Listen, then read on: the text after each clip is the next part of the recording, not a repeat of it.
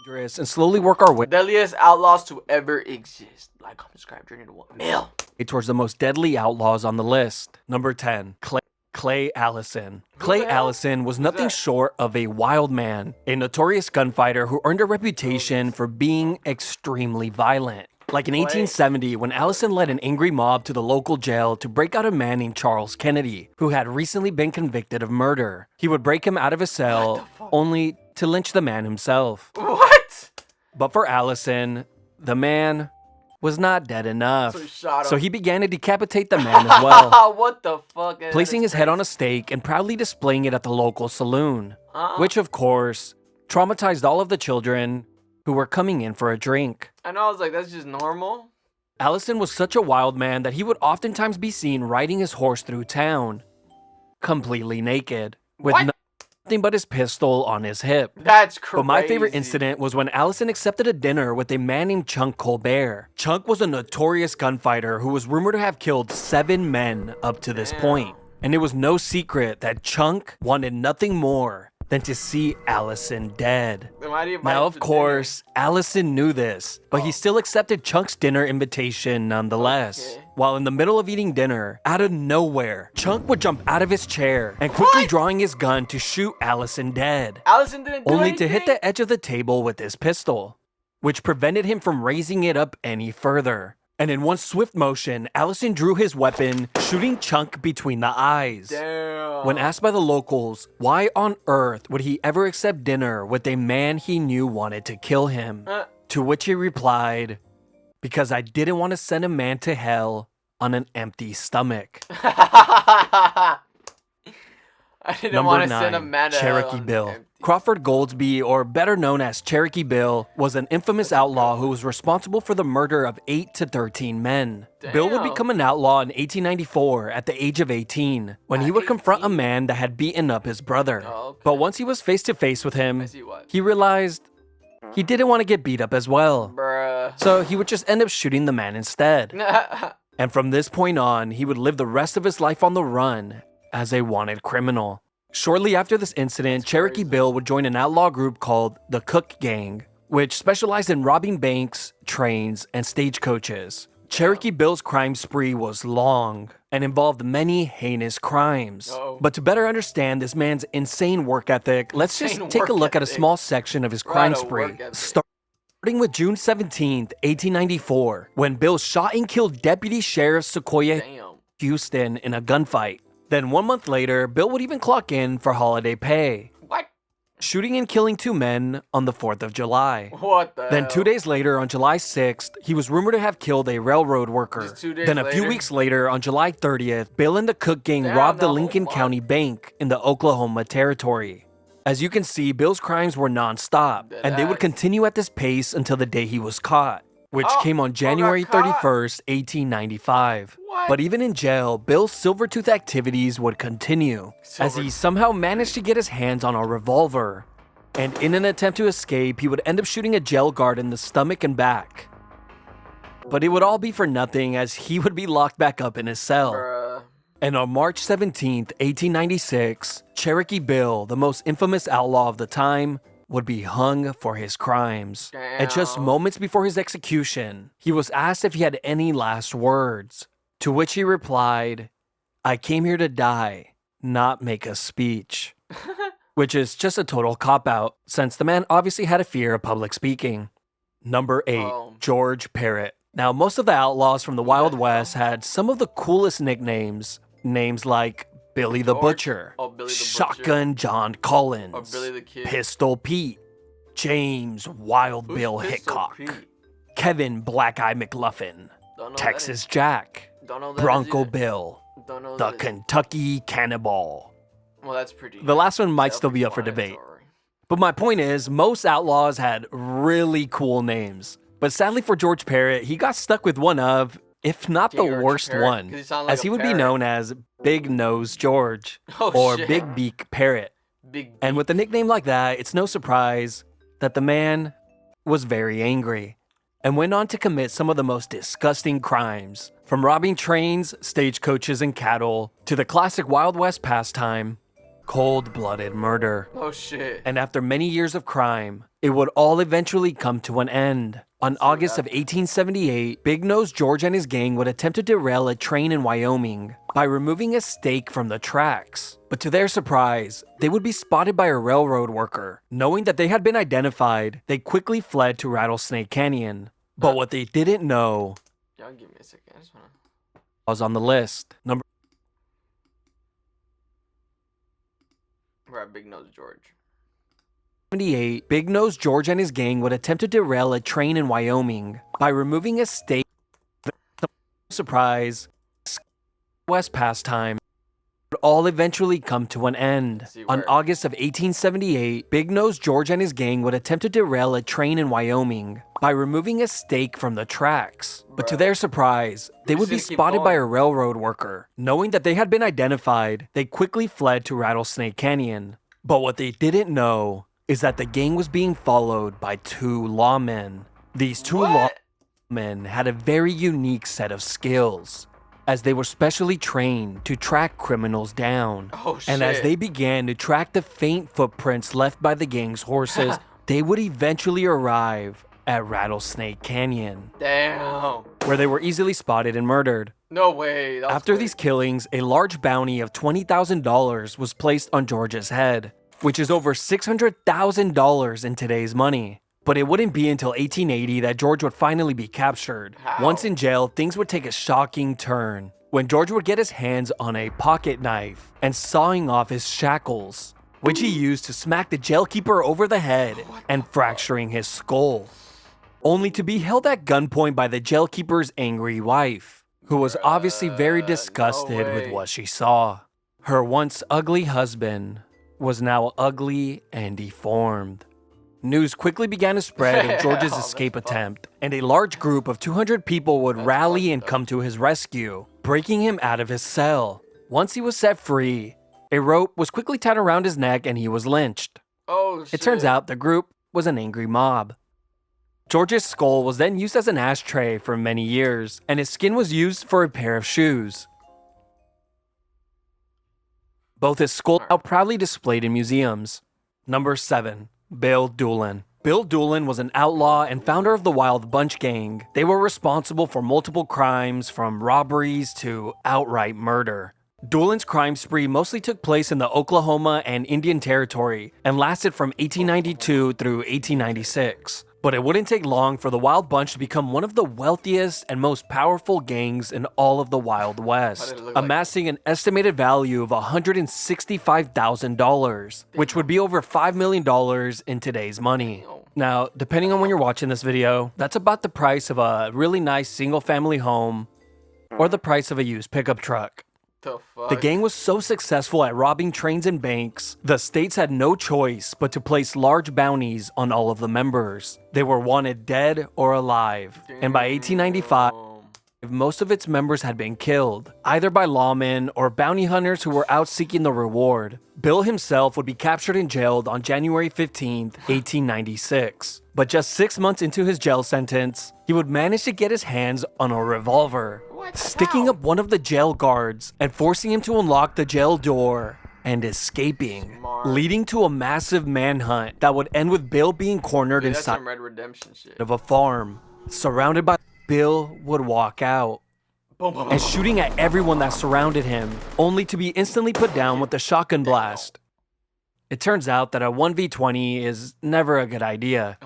Number 6. Jim Miller. James Brown Miller, or better known as Killin' Jim or Killer Miller, was an outlaw, a professional hitman, and a lawman. Killin' Jim was a notorious gunman who is considered one of, if not the most violent man of the Wild West. It's estimated that he killed a minimum of 12 men, but some reports claim that the number could have been as high as 50. Those reports, of course, coming from Jim himself, which we can all agree is genius marketing. Now, some of these killings were justified as they were committed against criminals early on while he was a lawman. The others, on the other hand, were just unlucky, as those were just outright cold-blooded murder, with most of those taking place once he switched sides and becoming a notorious hitman, charging $150 per hit, which is about $5,000 in today's money. And for the next few years, Jim was hired to kill many men. And in 1908, he would get hired by 3 wealthy men to kill a former deputy U.S. Marshal named Allen Augustus. The plan was simple. Pay Jim $1,700 to kill Allen. And once he was dead, the 3 men would acquire his land. So the following day, Jim would ambush Allen on his property, shooting him twice with a shotgun. As Allen was left to die on the floor, his wife would run to the scene. No way she saved him. And in his final words, he would manage the strength to say the name Jim Miller. Soon, Jim and the 3 men that hired him were captured and arrested. They were all taken into custody to await trial. But word quickly began to spread that there wouldn't be enough evidence to convict the men for this crime, so that townspeople would take justice into their own hands. Breaking all 4 men out of their cells and dragging them to a nearby barn, placing all of them on a platform with a rope around their necks. As the other 3 men cried and begged for their lives, Jim showed no emotion. He was just eager to get the show over and done with, yelling, "Let her rip!" and voluntarily stepping off his platform. Nah, Jim's my kind of character. Bro said, "Let the show begin." To hang himself. The rest of the men were not so brave and would be taken care of by the angry mob. Number 5, Sam Bass. Sam Bass was an infamous train robber and the leader of a gang called the Sam Bass Gang, a gang that would become famous when they pulled off the largest train robbery in American history. But before we get to that, let's first cover him to a life of crime. Oh, I thought they were Advertising sign angler. Sam tried to live history. But before we get to that, let's first cover Sam's origins. Believe it or not, Sam tried to live an honest life, working many jobs. He was a cattle wrangler, a horse racer, an advertising sign spinner. Really? Okay, one of those I might have made up. Okay. At one point, he would even work for the railroads, where he would load goods onto the carts. Sam could have continued to live an honest life if it wasn't for his gambling addiction, in which he accumulated enormous debts that he could not pay off, which is what led him to a life of crime. He would begin by robbing stagecoaches, but eventually he would put together a gang that would specialize in robbing trains. Using the knowledge he acquired while working for the train companies, he managed to pull off 4 consecutive train robberies outside of Dallas, Texas. But in 1878, Sam and his gang would pull off the greatest train robbery of all time, when they managed to rob a Union Pacific train, stealing $60,000 worth of gold, a value that is close to $2 million in today's currency. And after this robbery, the gang would immediately split up for good. The following year, in 1878, Sam must have gotten bored of being retired and rich. So he would put together a new gang. And on July 19th of the same year, they would attempt to rob a bank in Round Rock, Texas. A robbery that would have been successful if there hadn't been an outlaw turned informant in his gang. Wow. And once the gang arrived at the bank, a shootout broke out. With his gang being shot and killed, Sam would take off on his horse, escaping town. The following day, Sam would be found helplessly laying in a pasture north of town, covered in his own blood from a bullet wound he suffered the day before. He would be rushed back to town, where he would die the following day. Number 4, John Wesley Hardin. John Wesley Hardin had to have been the most psychopathic killer of the Wild West, committing his first crime as a child when he stabbed a classmate after a fight. Then in 1868, at the age of 15, he would take it a step further. When he began to argue with the man, but not wanting to risk being wrong, he would quickly settle the argument by shooting and killing the man instead. After the murder, he would go full Jason Bourne, killing 3 Union soldiers who tried to arrest him. And in 1871, while traveling up the Chisholm Trail, he killed another 7 people, then 3 more in Abilene, Kansas. And in the coming years, he would add an additional 4 men to his death list. By 1878, Hardin had killed at least 20 men, but some reports speculate that it could be as high as 40. The murder of a former state policeman and a sheriff would be the ones to get him arrested. John Wesley Hardin would then serve the next 14 long years inside of a Texas prison. After serving his time, he would eventually be released. And in 1895, in El Paso, Texas, Hardin's girlfriend would get arrested for carrying a pistol. Hardin exploded with anger, threatening to kill the officer who had arrested his girl. What? A few hours later, Hardin would be spotted at the local saloon shooting dice, when a man walked behind him and shooting him in the back of the head. Damn. He would be dead before he ever knew what was happening. The man who had shot and killed him was the same officer he had threatened a few hours earlier. What? The officer simply did not want to take the chance to end up on Hardin's death list.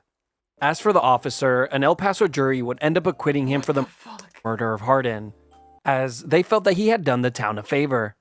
Number 3, Jesse James. Jesse James is perhaps the most famous outlaw of the Wild West. James' appetite for violence began at the very young age of 16, when he joined a guerrilla group called the Bushwhackers, which is not at all what it sounds like.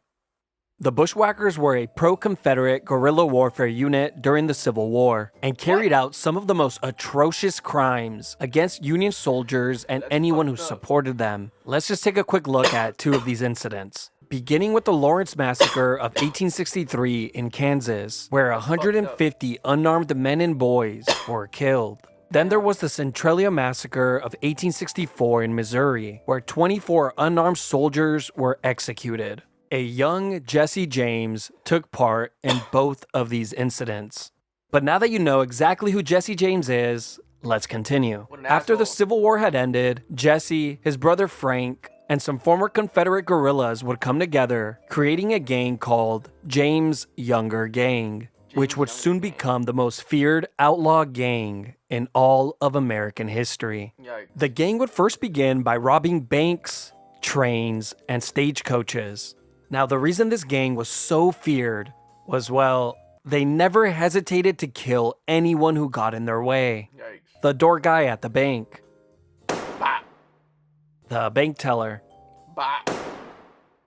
The man who just happened to walk into the bank while they were robbing it. Bop.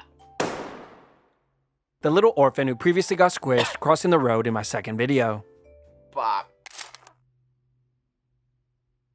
The James Younger Gang terrorized the U.S. from 1869 through 1879, robbing over 20 banks and countless trains during this time. Now, the crazy part is that Jesse James and his gang were treated like local celebrities. Really? Since they were seen as standing up for the Confederate movement. They were constantly sensationalized and romanticized in the newspapers, which garnered them a ton of local support. It actually got so out of hand that when the gang robbed the banks and stagecoaches, crowds would begin to form and watch from the sidelines. Oh, what the fuck? Like if it's like a fucking, like a sports event. To get a peek. But after 10 long years of crime, the gang would finally dwindle down, as many of the members began to die in shootouts. And by 1879, only Jesse and his brother remained. With the bounty hunter, he would ask the Ford brothers to move in with him, as the brothers were the only 2 people he trusted, as they had been members of his gang in the past. They agreed to move in. And on the morning of April 3rd, 1882, while James was hanging a picture frame up on his wall, one of the brothers shot him in the back of the head. The 2 brothers collected the reward money shortly after, and were later exonerated for the murder. Number 2, Billy the Kid. Henry McCarty, or better known as Billy the Kid, was an outlaw and a deadly gunfighter. Billy the Kid's life would dramatically change in 1874 at the age of 15, when his mother would die from tuberculosis. Their stepfather, not wanting to raise Billy and his brother alone, would end up abandoning them, leaving both of the boys orphans. With no one to look after them, they began to steal food to survive. Eventually, Billy would be caught by police for his robberies and placed inside of a local jail. During the night, Billy somehow managed to shimmy up the cell chimney and escaping from his cell. And from this day to the day that he died, Billy would remain a wanted fugitive. What the fuck? For the next few years, he would join multiple gangs, committing many crimes, from robberies to murder. He would even be arrested several times. But by the early 1870s, Billy would settle down working an honest job as a cowboy for a man named John Tunstall. John was a businessman who had many enemies in the business world. And in 1878, with the help of the town's sheriff, those enemies sent a large group of men to seize John's cattle. As John went to confront the men, the group would end up shooting him in the chest, knocking him off his horse. As he laid on the floor, one of the men would walk over to him and executing him with a shot to the back of the head. Little did these men know, they had all but sealed their fates. This incident would mark the start of the Lincoln County War. A group called the Regulators was created. The group's goal was simple. They swore to kill every single man that took part in John's murder. Oh shit. Billy the Kid was one of those members. It didn't take long for the Regulators to begin getting their revenge, starting by killing the 2 gunmen that murdered John. And in 1878, the Regulators would ambush the town's sheriff and his deputies, killing them all in a shootout. The Lincoln County War would last for around a year, with many killings taking place. After the war was over, Billy the Kid would become a wanted man for the murder of the town's sheriff, and in 1880 he would finally be captured and jailed. He would be sentenced to hang for his crimes. But Billy had other plans, and on April 28, 1881, he would get into a fight with one of the jail guards, stealing his revolver and killing him. Then from the second story, Billy would taunt the second jail guard when he yelled, "Look up, old boy, and see what you get." And the moment the second jail guard looked up, he was blasted with a shotgun that Billy acquired from their office. Billy the Kid had managed to escape from jail once again. A $500 reward would be placed on Billy the Kid. He was wanted dead or alive. Many men and bounty hunters began to track him down, and on July 14th, 1881, Billy's luck would finally run out when he would be killed by Sheriff Pat Garrett with a shot to his chest. Billy the Kid would go down in history as one of the most legendary outlaws of the Wild West. It's speculated that Billy had killed around 21 men during his short time on Earth and was just 21 years old at the time of his death. Number 1. Butch Cassidy and the Sundance Kid. Robert Leroy Parker and Harry Longabaugh are 2 of the most famous outlaws of the Wild West, but most will know them by their nicknames, Butch Cassidy and the Sundance Kid. The reason why they're both in the number 1 spot is because they would become partners. But before we talk about how they became Wild West legends, let's first cover the origins of Butch Cassidy, the man who would become the leader and founder of the Wild Bunch Gang, a name that was inspired by Bill Doolin's gang, which we covered in the number 7 spot. Butch began committing crimes at an early age, from stealing cattle to minor offenses. But it wouldn't be until June 24th, 1889, that he would cement himself as one of the most brilliant outlaws the world had ever seen, when Butch and 3 others successfully robbed the San Miguel Valley Bank in Colorado, escaping with around $24,000, which is equivalent to around $800,000 today. The reason why a robbery this large was successful was thanks to Butch's meticulous planning, as he scouted the targeted area for weeks, taking every single escape route into consideration. Butch also had custom leather bags made to withstand the weight of the loot that was to be collected. He would also create an escape system where multiple horses would be stationed along the escape route, creating a relay system of fresh horses, guaranteeing that anyone pursuing them would not be able to keep up. Butch simply left nothing to chance. Tactics like this were the reason Butch and the Wild Bunch Gang were successful in robbing multiple banks and trains for over a decade. Now, the most shocking part is that Butch and the Sundance Kid never shot or killed anyone during these robberies. But after a decade of crime and the increasing pressure from law enforcement, Butch Cassidy and the Sundance Kid were forced to leave the country, making their way into Bolivia, where they would end up getting into a shootout with Bolivian soldiers. What the fuck? Both Cassidy and the Sundance Kid would end up dying in that battle. The men were then buried together at the local cemetery. Well, at least that's how the story goes. You see, in the 1990s, their bones' DNA was examined and were attempted to be matched with the DNA of their living relatives. But there was a problem. Neither of their DNAs were a match. The bodies of the 2 men that supposedly died in a shootout in Bolivia were not Butch Cassidy and the Sundance Kid, with some even speculating that both men survived the night of the shootout and returned back to the United States shortly after, living the rest of their lives as wealthy men under a new identity. They might not have been the most dangerous outlaws of the Wild West when it comes to killings, but as far as the banks, the trains, and the government were concerned, there never existed a deadlier gang than the Wild Bunch. Wild Bunch. Like, subscribe, journey to 1 mil. Bye, have a great time.